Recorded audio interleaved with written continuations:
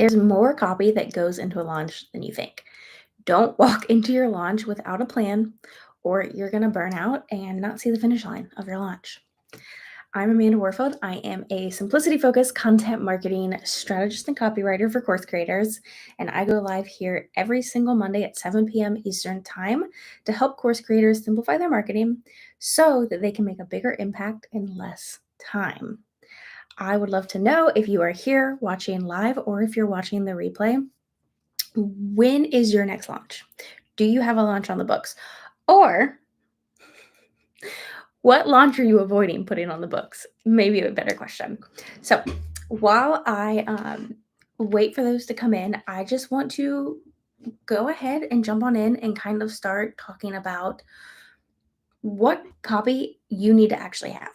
Because I recently worked with a client who, I'm loving the reflection in these.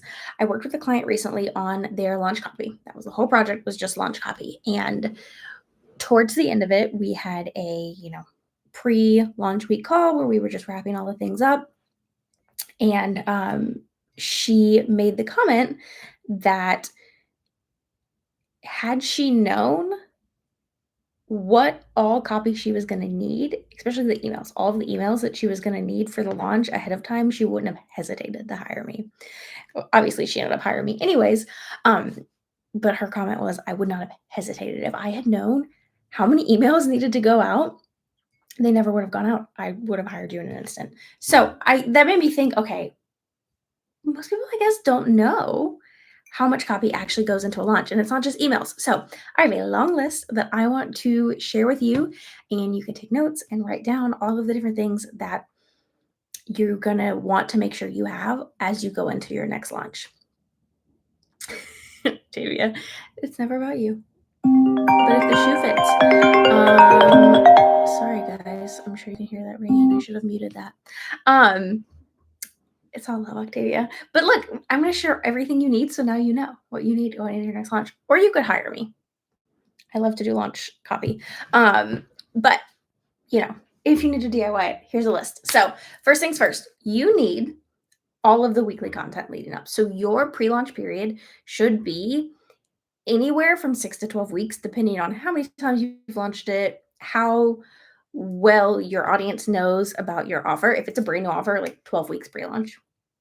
If it's something you've launched year after year, it's a very well-known offer. Talk about it a lot, and you talk about the messaging around it and the pre-problems and the solutions and all of that.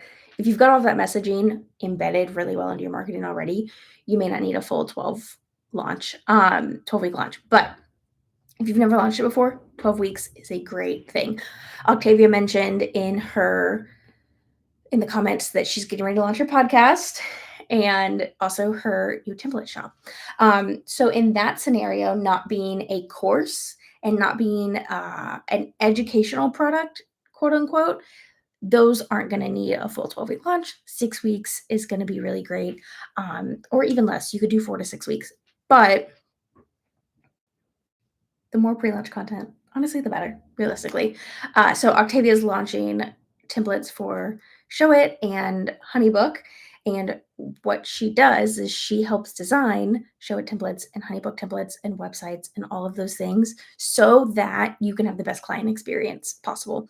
So she would want to have a pre-launch period all about the client experience, right? And so 4 to 6 weeks or so would be a really great timeline as she leads into that. Anyways, side tangent, just as an example of what that could look like. But you want all of that weekly content that you would typically be putting out anyways. You want it leading up to that launch, with all of that. So that's something I do for my clients when we do launch strategy, is all of their long form content, all of their emails, all of their social media. We make sure that all of that is set and ready to go so that they're consistent leading up to your launch. Because if you're not consistent leading up to your launch, you're going to have a harder time selling. You've got to make sure that you're consistent. So that's part one. The second thing is everything that you need for your free opt-ins, because during those lead ups, you want to make sure that you are sending people to your opt-ins that make sense with the offer that you're getting ready to sell. So copy for your landing page for however many opt-ins you have. One opt-in is enough. It's enough. Sometimes people just naturally have multiple opt-ins though. So however many freebies you have, you need landing page copy for each of those. You need confirmation page copy for each of those. And then you need a nurture sequence. And that's not even including, you could add on an upsell page, a one-time offer page after the freebie. You would need copy for those things as well. But for the simplicity's sake, landing page, confirmation page, and then a nurture sequence. And so once someone opts in, you need to send them a sequence of emails that say, here's your download. Here's how you can use your download. Here's some tips. Here's other content I have about this topic. And then you can start mentioning, by the way, I've got this thing launching soon. Here's the wait list. Here's more information, yada, yada, yada, right? So you've got that. Then you've got your hype event. And this is the visibility booster, is what I tend to call it. Your visibility booster, which typically happens the week before launch, but right before launch, where you are essentially trying to get more visible. That's really all it is. You do want to use it and leverage it as something that can, um, or that will help lead people and grow your launch list. But it's really a way for you to get more visible easily before your launch, so that when the launch comes, people see you. So you've got your visibility booster. You need your, if you're doing a live event, and those can be things like private podcast, challenge, webinar, etc. Things like challenge and a webinar, you might be doing those live right before your launch. So live landing page, live confirmation page, promo emails that are sent after someone registers. So a registration confirmation sequence that people get after they've registered for said thing.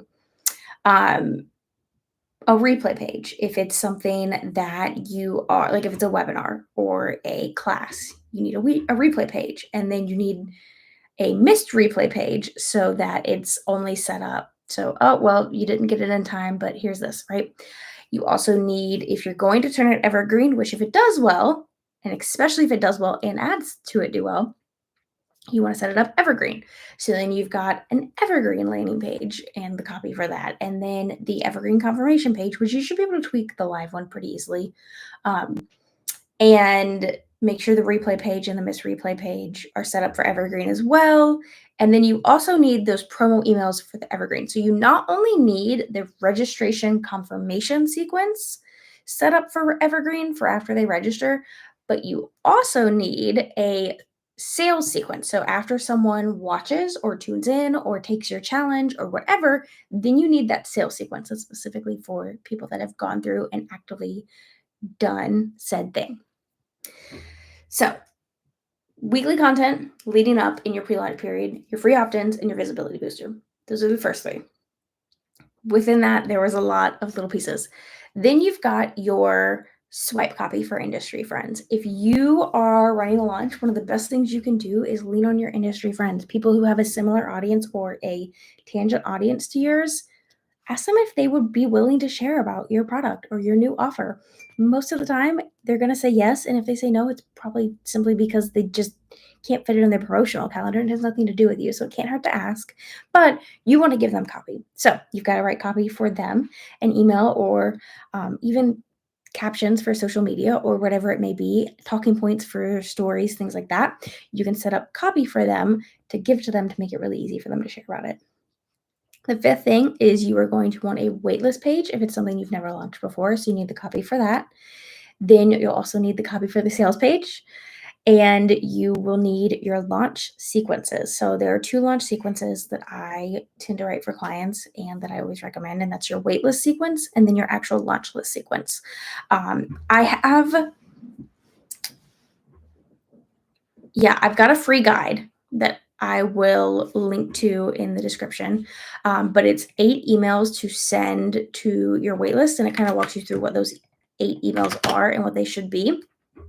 And that, what you want to do with your waitlist is you want to send them those 8 emails.